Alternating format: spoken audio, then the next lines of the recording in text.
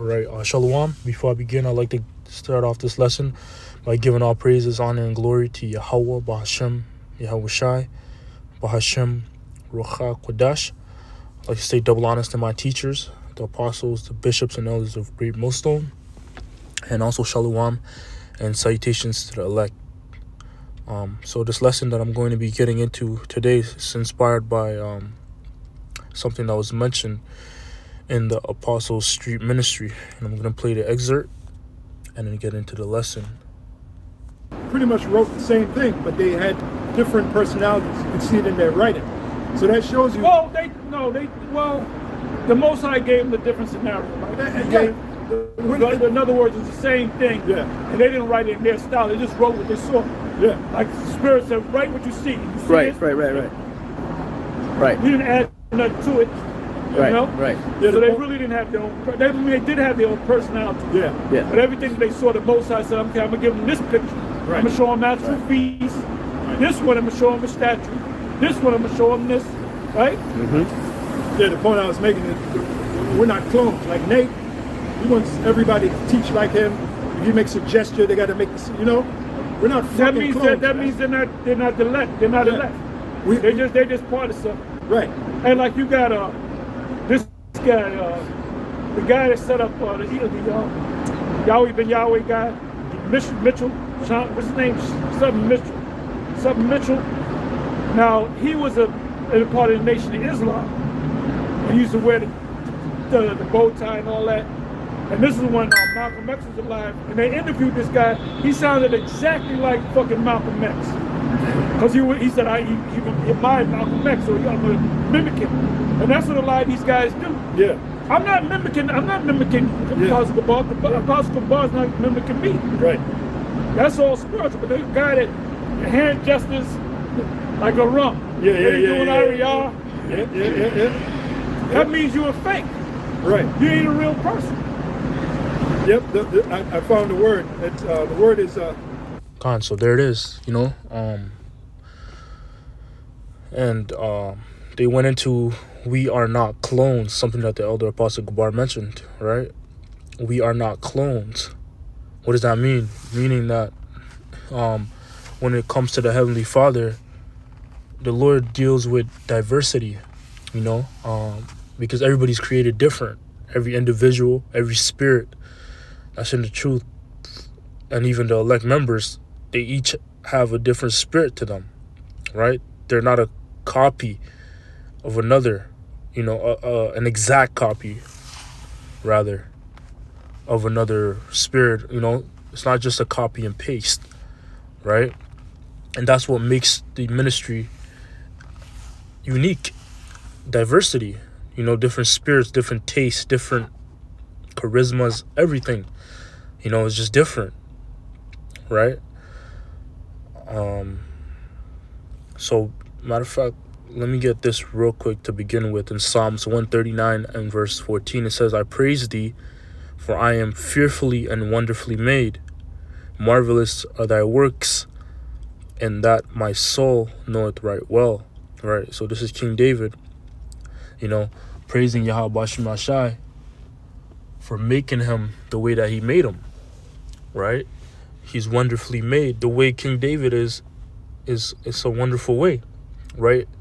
I say that to say this, that the way that the Heavenly Father made you as an individual is wonderful, right? It's how the Lord intended to make you. So you shouldn't try to mimic and be somebody else. Don't try to be a carbon copy of another person. You may take characteristic traits from somebody else, but don't try to be that individual. All right, so let's go from there. 1 Corinthians 12 and verse 4. Because not everybody's the same, man. Just to simplify it. And like the apostles were going into the IUIC, that's one of the camps they mentioned. The IUIC, what they try to do, they said that the congregation, pretty much everybody's trying to be like Nate. this ABC to the IUIC. You know, and what I mean by ABC is the precept package, right?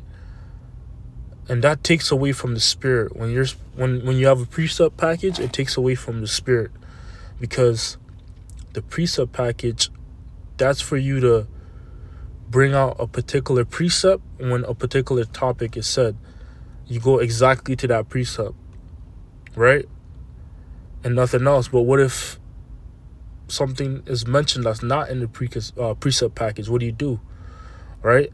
But that's the mindset that the IUIC pretty much teaches their congregation, to depend on that precept package and not on the spirit. All right? And that's pretty much making a copy and paste of the same person over and over, you know, and not allowing the spirit to freely just do what it does. All right, but the scriptures say that the spirit's like the wind. You never know, you know, when it hits you. You never know where it's coming from. You don't, you know, it just comes when it comes. Right? And that's why I say the precept package takes away from the spirit, because if something that's said, your response is already written down, your response has to be this. That's not, you know, it's not as impactful, and that's for everybody in your congregation to do and say, to copy, to, you know, to regurgitate. You know, that's you know, that's plain, that's ABC, you know. But that's not really necessarily how the Lord is dealing. The Lord has different members in the body for different reasons, you know. And not everybody's the same, right? The spirit might hit a brother.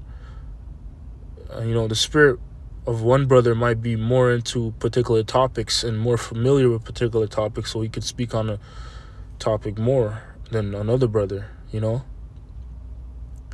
So this is 1 Corinthians 12 and verse 4. Now there are diversities of gifts, but the same spirit, right? Each and every brother has a different gift to them, but the overall spirit is the same, right? Like the elder apostle Tahar was going into, the prophets, the Lord gave them the you know, prophecy, and it was the same prophecy, but he gave them it, you know, from a different angle for each and every prophet. You know, he gave it to them to view in a different angle and to write it down from their perspective, but it's the same spirit, right?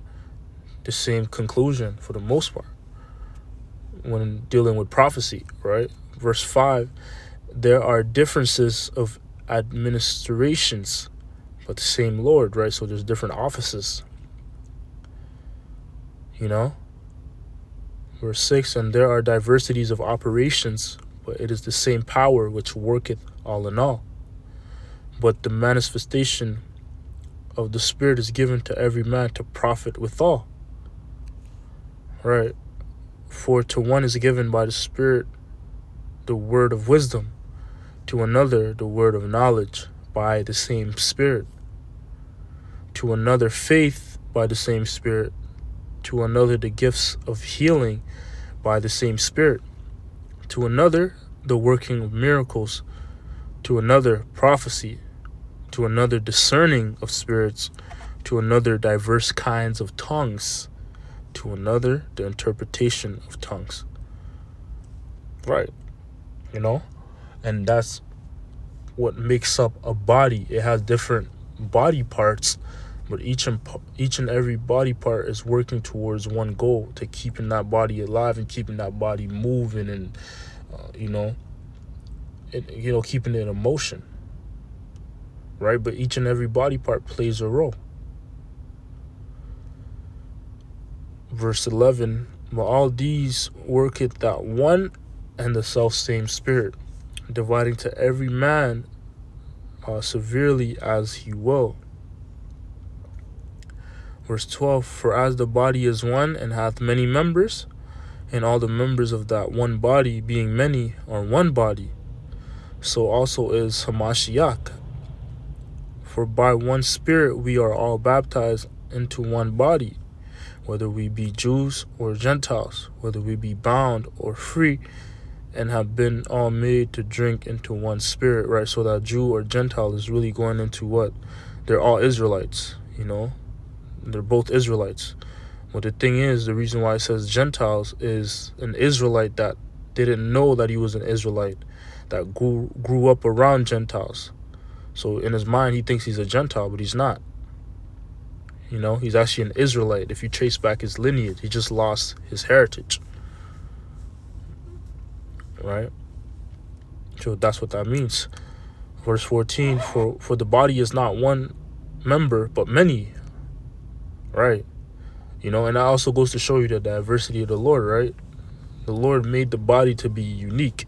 Each and every individual body part is different. It's not the same. It wouldn't make sense if it was the same. It would have been boring if everything was just plain old the same. All right? But that's what makes things unique. You know, different, diversity. Verse 15, if the foot shall say, because I am not the hand, I am not of the body, is it therefore not of the body? And if the ear shall say, because I am not the eye, I am not of the body, is it therefore not of the body? If the whole body were an eye, where were the hearing? Right. It wouldn't make sense, right? Because you need different body parts and they play different roles. The eyes to see, the ear to hear, right? And so on and so forth. If the whole body were an eye, where were the hearing? If the whole were hearing, where were the smelling? But now hath the Most High set the members, every one of them, in the body, as it hath pleased him.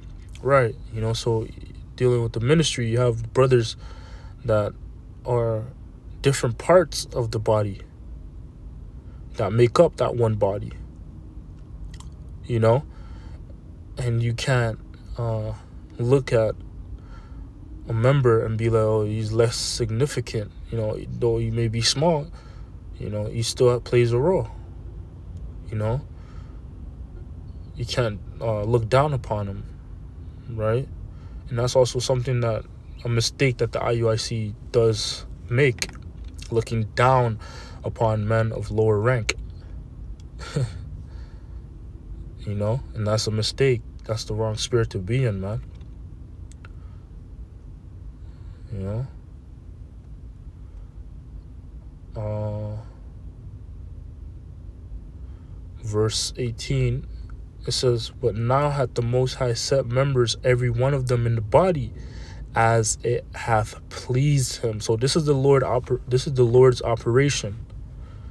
The Lord put everybody in position where they're supposed to be, as what pleases him or what pleases the Lord. You know? Verse 19, and if they were all one member, where were the body? But now are they many members, but yet one body. Right, verse 21, and the eye cannot say unto the hand, I have no need of thee, nor again the head to the feet, I have no need of you. Nay, much more those members of the body which seem to be more feeble are necessary.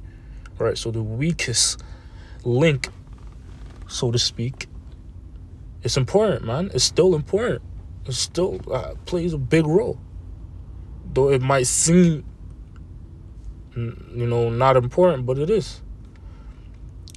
Verse 23, and those members of the body which we think to be less honorable, upon these we bestow more abundant honor, and our uncomely parts have more abundant comeliness. For our comely parts have no need. But the Most High had tempered the body together, having given more abundant honor to that part which lacked, that there should be no schisms in the body, but that the members should have the same care one for another. Right. And whether one member suffer, all the members suffer with it, or one member be honored, all the members rejoice with it. Now ye are the body of Yahushua, and members in particular, right? You know, and that's the diversity of the Lord. You know, so you shouldn't shy away from who you are as an individual. The Lord knew what he was doing when he called you into the truth. You know, he knew your track record, he knew your past, he knew everything about you. You know, so you shouldn't be ashamed of who you are, of what your spirit is. Although, something to keep in mind, there are things that you had to change, to tweak a little bit, you know, because they weren't according to the Lord's plan, right? Whether that may be character flaws or whatever it may be, you know, but you know, as an individual. But overall, you shouldn't be, I speak for myself, but you shouldn't shy away from being yourself, you know, because the Lord put you in operation for a reason, man, you know. So yeah, with that, I hope this lesson was edifying. I want to give all praises, honor, and glorification to Yahweh, Bahashem Yahweh Shai, Bahashem Ruach Kodash. Once again, double honors to my teachers, the apostles, bishops, and elders of Great Millstone. Shalom to the elect.